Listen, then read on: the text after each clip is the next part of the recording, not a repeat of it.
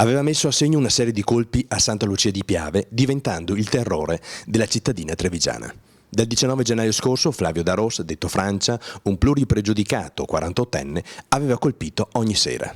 Tra le numerose vittime, la scuola materna, la parrocchia, la panetteria Foltran, la casa del medico del paese ed una ferramenta di proprietà di un autotrasportatore. Aveva rubato i soldi per la gita della parrocchia che erano custoditi all'interno della casa del parroco.